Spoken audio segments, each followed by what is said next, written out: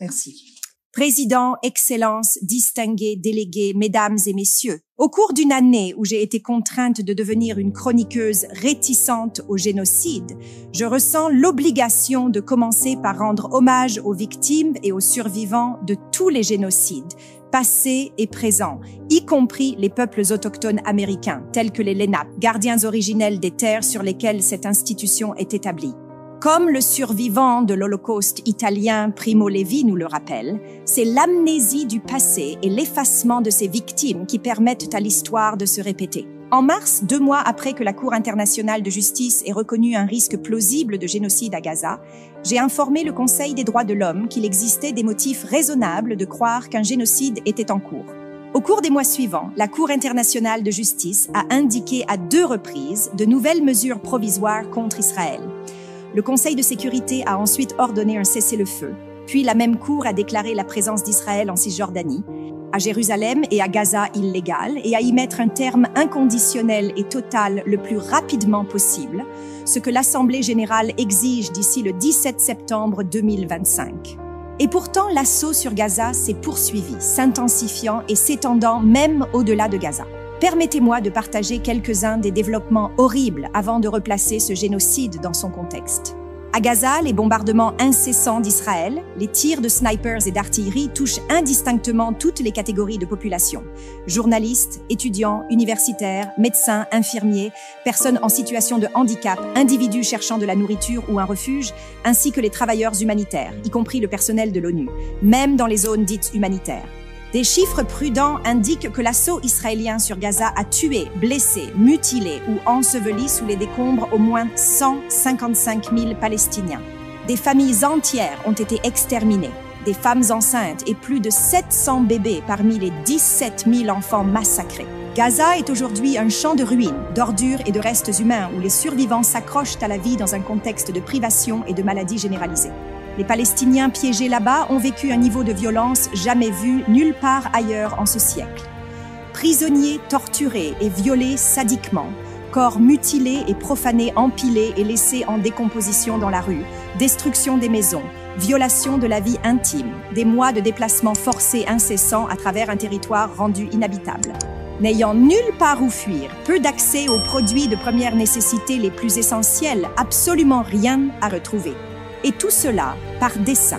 Les fosses communes d'où des membres tordus émergeaient avec des signes de perfusion encore attachés ou ligotés avec des serre-câbles ont raconté des histoires d'horreur, les détails perdus dans l'oubli. Néanmoins, Israël intensifie son offensive et au cours de ces 3 dernières semaines seulement, il a orchestré une attaque féroce sur le nord de Gaza, assiégeant, dépeuplant, bombardant, brûlant vif, enlevant et exécutant des milliers de civils.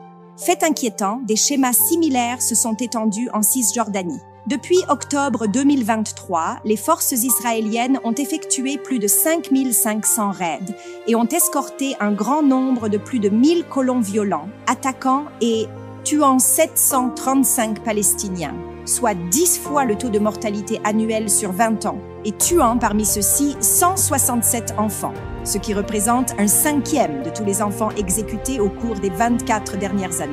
Israël a maintes fois assiégé des villes et des camps de réfugiés et a rasé, comme à Gaza, des routes, des conduits d'eau, des canalisations d'égouts et des réseaux énergétiques. Tout en déplaçant 3200 Palestiniens, dépeuplant 18 communautés et impactant directement 180 000 Palestiniens à travers la plus grande saisie de terre de ces 30 dernières années. Israël a arrêté des milliers de Palestiniens en masse, des universitaires, des étudiants, des avocats, des journalistes, des défenseurs des droits de l'homme, des médecins, et des enfants arbitrairement désignés comme terroristes, traités comme des menaces à la sécurité nationale. Ils ont été soumis à des abus systémiques, y compris des humiliations, des tortures et même des viols. La dévastation infligée au cours des 387 derniers jours aux Palestiniens en tant que peuple, ainsi que la douleur et la perte subies par chacun d'entre eux, y compris ceux qui ont été contraints d'assister en exil au massacre, à l'accusation et à la diffamation des membres de leur famille et de leur communauté, se répercuteront sur les générations à venir.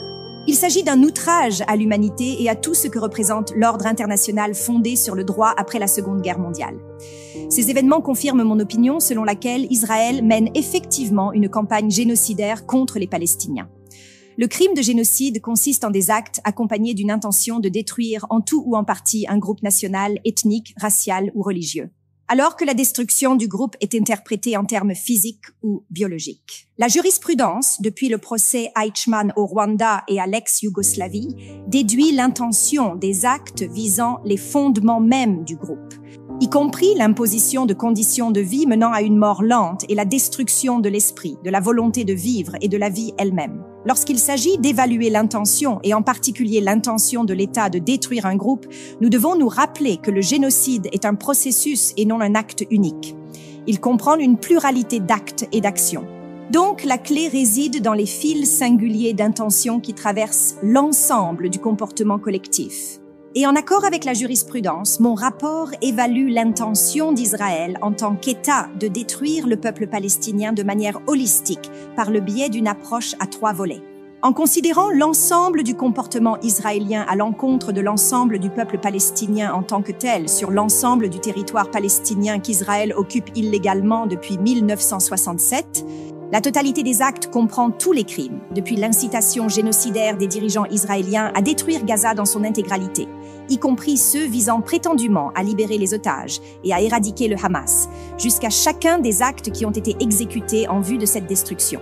La totalité du territoire comprend la Cisjordanie, Jérusalem et Gaza, la terre qu'Israël considère comme étant la sienne par dessein divin, le droit légal et intégral des Palestiniens étant lié à cette terre, l'ensemble des Palestiniens en tant que tel est considéré comme un encombrement indésirable, un ennemi destiné à être nettoyé, éliminé et détruit. Ce qu'ils sont constitue une menace à la fois existentielle et juridique pour Israël.